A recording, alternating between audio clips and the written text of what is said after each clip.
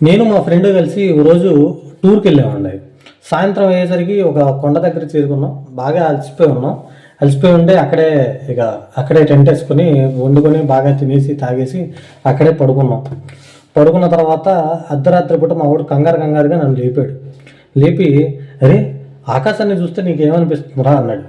ఈడేంటి ఈ టైంలో ఈ క్వశ్చన్ అడుగుతున్నాడు, వీడు కానీ దేవేమైనా పట్టిందేమో అని చెప్పి ముందు భయపడ్డానండి. తర్వాత రియలైజ్ అయ్యాను, అదేంటంటే నేను ప్రకృతి ప్రేమికుడినే కదా, నేను ఏం చెప్తానో విందామని చెప్పి అడిగాడేమో అని. ఒరే ఆకాశం చాలా అందంగా ఉందిరా, అరే ఆకాశంలో నక్షత్రాలు చూసి చాలా కాలం ఉంది, భలే అందంగా ఉందిరా అనగానే వాడి డిప్ప మీద ఒకటి పీకి, ఒరే మన టెంట్ ఎవడో లేపుకుపోయాడరా, అది చూడకుండా నువ్వు ముందు ఆకాశం నక్షత్రాలు మచ్చలు చుక్కలు అంటాయండి అని చెప్పి పిచ్చగొట్టుడు కొట్టాడు నన్ను.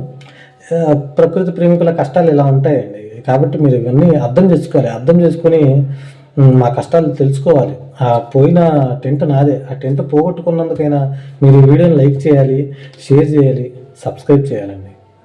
తప్పదు, ఇంకా మీకు వేరే ఆప్షన్ లేదు. మరి ఏం చేస్తాం, టెంట్ పోయింది అక్కడ.